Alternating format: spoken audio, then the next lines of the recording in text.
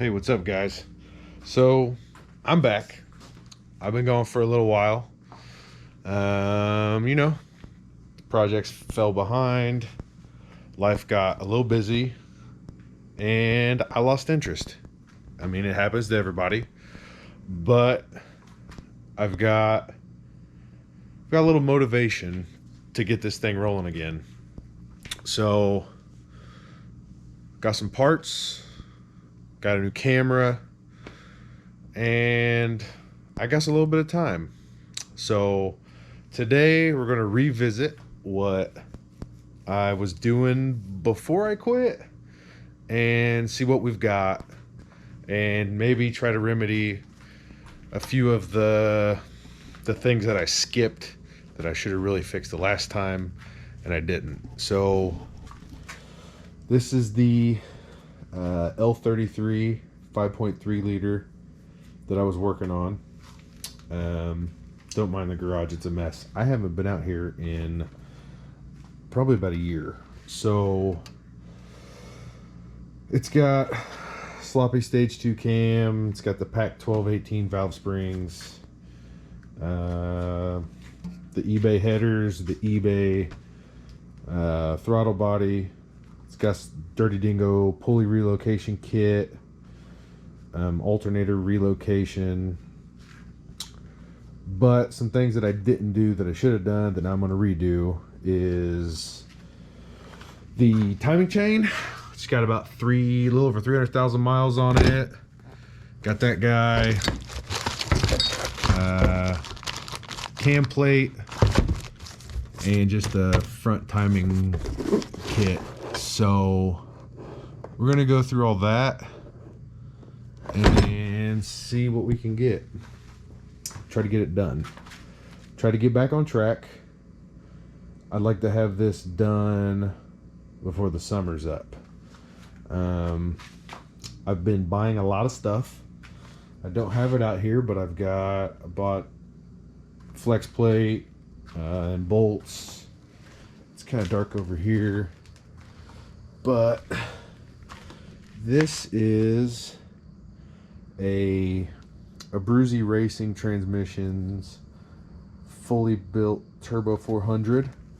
It's got reverse manual valve body, trans brake, billet drum, all the goodies inside of it, all brand new. I got a killer deal on that. And I bought the Jegs XHD torque converter just to start out. I don't want to drop 1,000 plus on some crazy triple billet torque converter until I'm really happy with everything. So let's get to work and see what we can tear up today.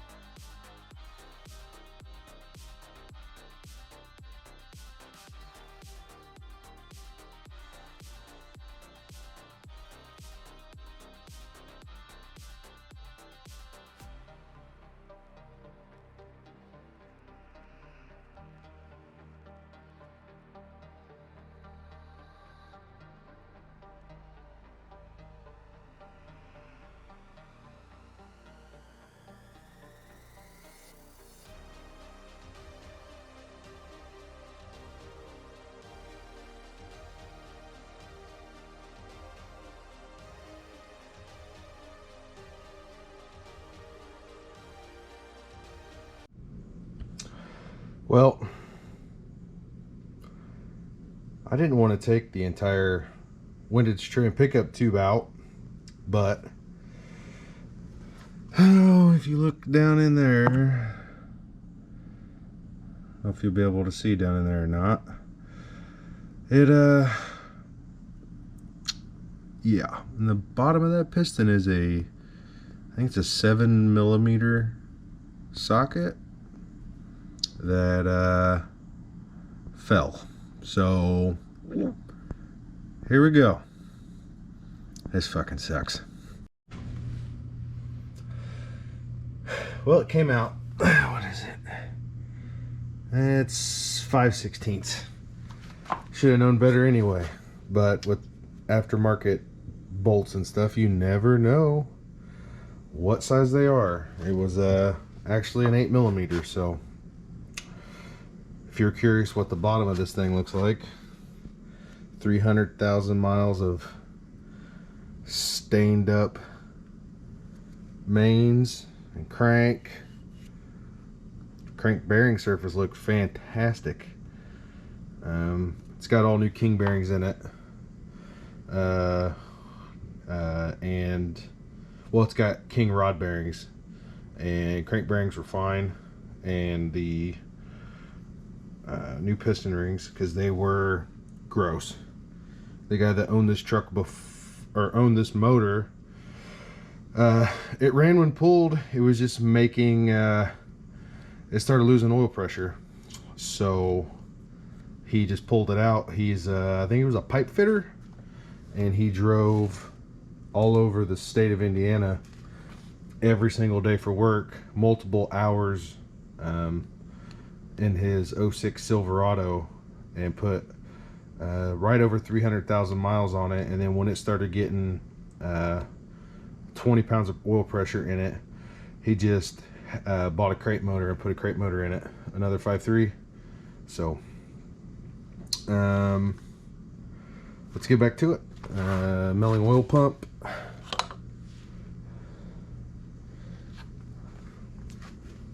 There she is. There's that that timing chain and gear is not, I have not cleaned any of it. This is what it looked like when I pulled it, but it does have quite a bit of slop. And for, you know, most people say whatever, it doesn't matter on these, but for like 40 bucks I can replace it. I have a peace of mind. The teeth do show wear, but none of them are rough, none of them are broken. I'll probably hang on to this guy as a spare. You never know. Alrighty. Alright, here's the new cam plate installed with the new gasket. The old guy, glad I just went ahead and tore all this down and redid it. The gasket, well, it's flat and or recessed into the groove, which I found out if you do that, if you run that, you're going to have no oil pressure, which is probably this guy's problem with his motor. So I went ahead and put a new one of these on. I don't know, I got it on Amazon. I think it was 20 bucks. So that's worth it, because there, I mean, you can run your finger across that and there is absolutely no raised portion. It actually falls down in where the gaskets collapse inside. So alrighty, now it's time to put the timing chain on, timing gear on. I don't have a puller I can pull the old one with, so luckily it's in good shape, and I'm just gonna leave that guy alone. Yeah, I'm not, it's like 1:32 a.m. so I can't even call anybody to figure out if I know somebody's got one, but I'm not gonna mess with it. I'm just gonna throw it on, leave that guy there. It's worked for 300,000 miles. It'll work for however many miles I put on it more. All right, there's our new big sprocket. We can reuse the old sprocket. I do have, oh, I've got the new sprocket. I'll just save it in case I end up needing it. Be all right. But she's on, lined up, considerably less chain rattle, wobble, looseness. And that's probably about all I'm going to be able to get done tonight. All right, guys, it's going to be it for tonight. I do have the gasket kit and everything to replace all the gaskets I pulled off. I have to go get new RTV, but also I want to get a new oil pan. Now, since I started all this, there was some, I don't even know what company it is. They popped up on eBay and they popped up on a couple like budget performance sites. LS oil pans for Fox bodies that have turbo oil drains built into them. So you just run your AN lines to it. I want to buy one of those. Probably be the end of the week when I get one, and then it'll be here like next week.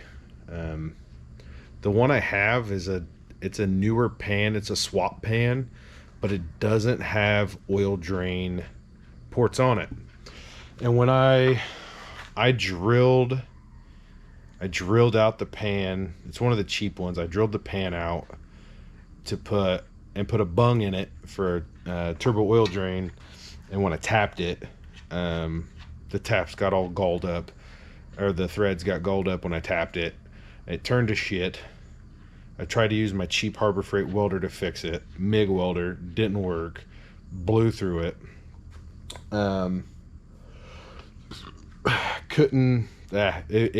It needs to be fixed properly, and I'd rather use it for another project, and just clean up that hole, have it TIG welded because I don't have a TIG, and have it properly done the right way.